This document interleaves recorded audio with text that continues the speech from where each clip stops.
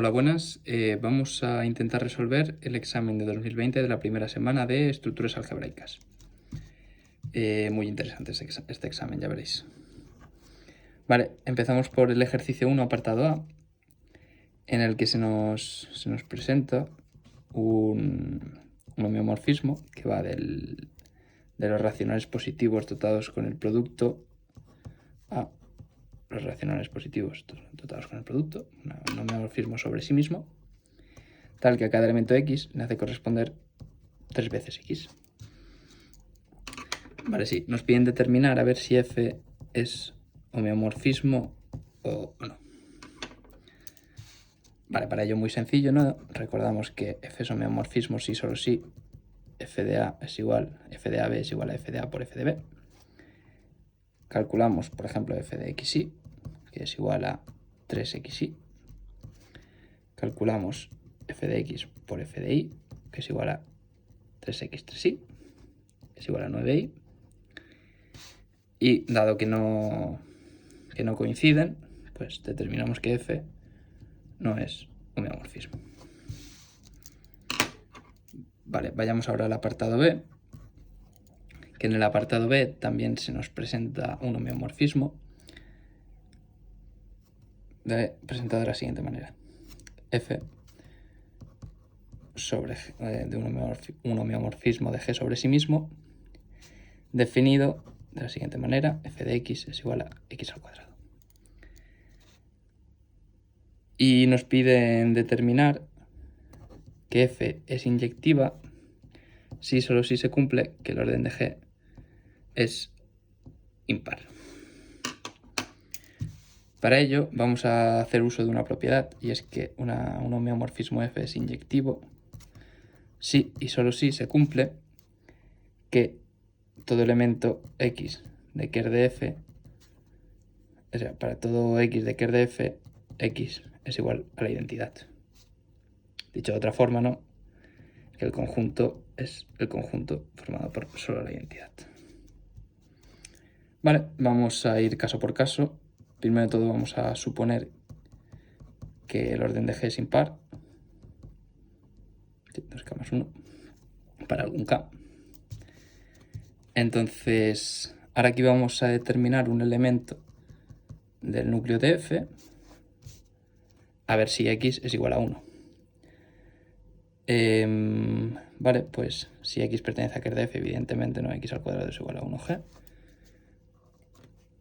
Entonces, x va a ser igual a x por 1g, 1g es igual a x al cuadrado, entonces x por x al cuadrado. Y como nosotros podemos elevarlo a cualquier entero, vamos a elegir k para que esto nos quede de esta forma. Vale, y nosotros sabemos que esto es igual a 1g, porque, claro, si el orden de x divide al orden de g, evidentemente no, el orden de g va a ser igual a n veces el orden de x. Si yo sustituyo aquí el orden de g es 2x más 1, pues puedo poner x igual a n por ox. Claro que esto va a ser igual a x o x n, que es igual a 1g. Vale, entonces para todo x perteneciente a Ker de f, x es igual a 1. Esto es para el orden de G impar, f es inyectiva. Sin embargo, hay que demostrar la doble implicación, entonces tenemos que demostrar que para el orden de G par, f no es inyectiva. Para ello podemos utilizar el teorema de Cauchy-Frobenius y determinar que existe un elemento A en G tal que el orden de A es igual a 2. Esto es, A al cuadrado es igual a 1g y A es distinto de 1g. Es decir, A pertenece a Ker de f y sin embargo A es distinto de 1g. Luego f no es inyectiva. Es decir, hemos demostrado, ¿no?, que f es inyectiva si y solo si el orden de G es impar. Vamos ahora con con el siguiente ejercicio, con el número 2, que también se divide en dos partes. La parte A se nos presenta dos subgrupos de G normales. Y nos dicen que el subgrupo generado por H unión de K, nos piden demostrar que este subgrupo es normal. Vale, pues si nosotros determinamos un T que pertenezca a este subgrupo, podemos decir que T es un productorio de elementos de H y de K. A1 pues pertenece ahora a H, ahora a K. Vale, veamos qué pasa, a ver si nosotros hacemos esto a T, a ver cómo se comportan las As. Entonces, esto quedaría así. Y yo puedo hacer lo siguiente. Puedo multiplicar por X y por su inverso.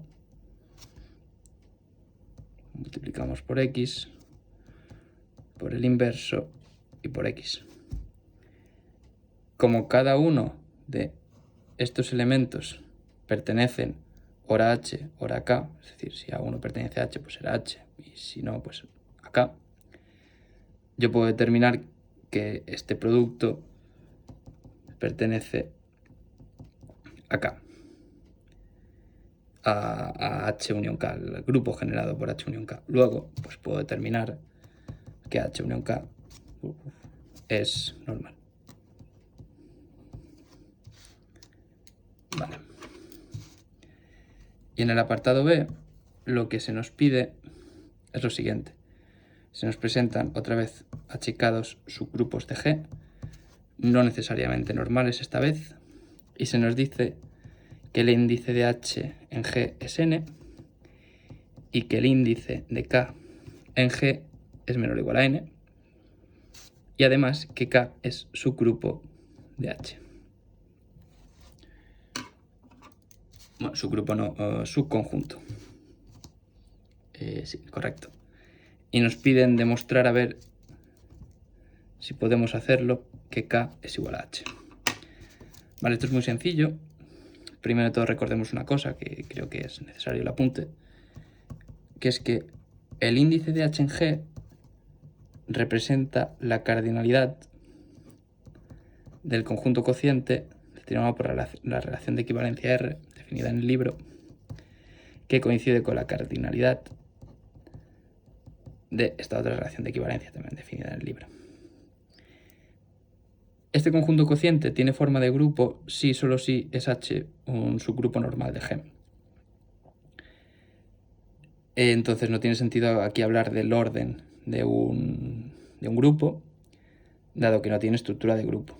Bueno, el orden de un grupo coincide con su cardinalidad y la cardinalidad de un conjunto coincide con el orden del grupo generado por ese conjunto, si se puede dotar ese conjunto de estructura de grupo para alguna operación. Pero bueno, recordado esto, yo puedo determinar que esto es, por el teorema de Lagrange, el orden de G partido el orden de H. Puedo determinar que esto es igual al orden de G partido el orden de K. Y como nos dicen que esto es igual a n y esto es menor o igual a n, yo sé que el orden de K debe ser mayor o igual al orden de H. Pero dado que K es un subconjunto de H, todo elemento de K está en H, la cardinalidad del conjunto K, el orden de K, pero en particular la cardinalidad del conjunto K no puede superar a la de H. Luego el orden de K es igual al orden de H, y por estar todo elemento de H estar en K, K es igual a H. Finalmente, el ejercicio 3 se nos presenta un grupo abeliano de la siguiente manera, con la presentación x1, x2, x3, x4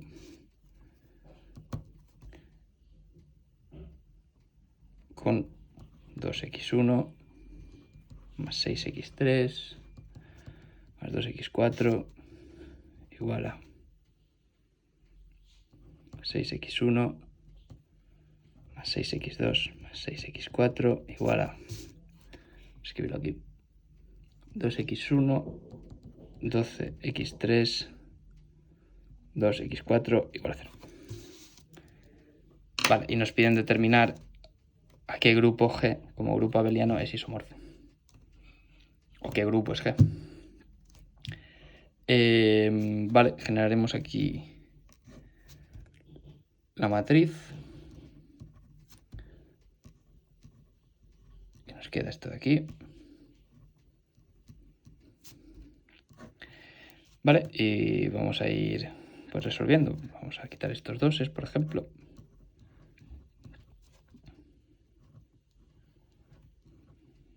Nos queda aquí 0, 0, 6, 0. Vamos ahora a quitar estos 6. Todo esto lo hemos hecho, ¿no? Porque 2 divide a 6 y a 2, entonces vamos a quitar la primera columna. Vamos a hacer así.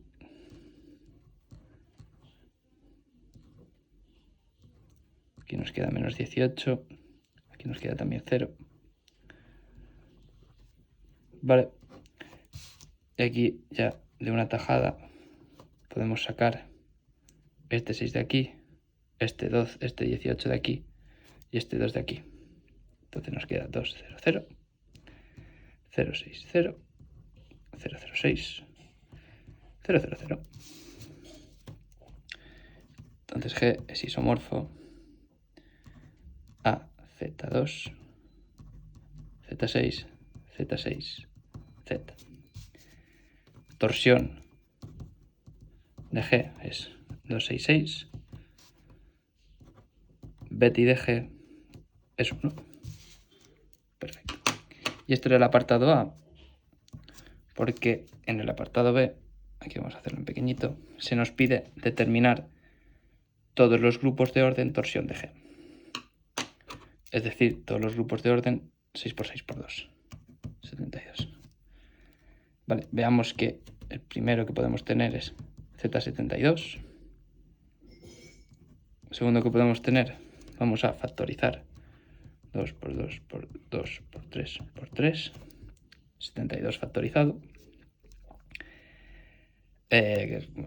Mejor factorizar primero estos en vez de ir primero al 72.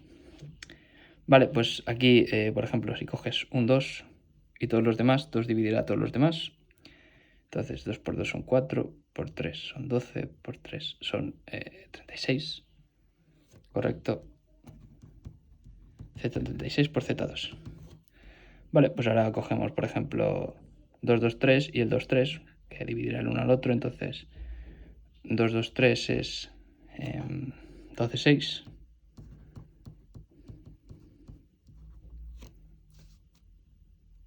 Y luego cojamos, por ejemplo, 3 y 2, 2, 3. Y esto será Z24 por Z3. Vale. Y después podemos tener los subgrupos. Nosotros podemos coger el 36 y ponerlo como 6 por 6. Entonces podemos hacer así.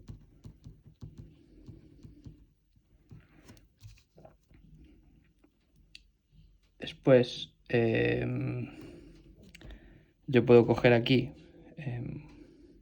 un 2.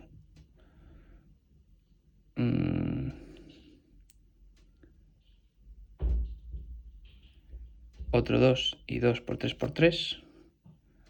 Entonces 2 por 3 son 6, por 3 son 18. Así. Y a ver que falta uno. Claro, evidentemente yo puedo coger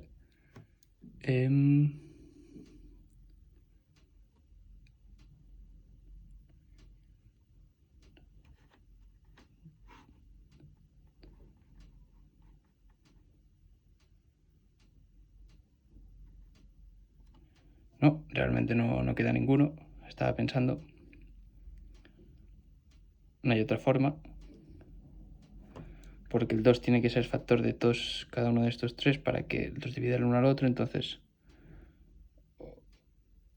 juntamos todos los 3 en 1 o los dividimos en 2. Entonces sí. Esto creo que son únicos. Y 4 no podría ser porque 2 no divide a 3. Entonces de aquí no hay. Vale, y estos serían todos los grupos de orden 72. Y con esto pues quedaría resuelto el examen.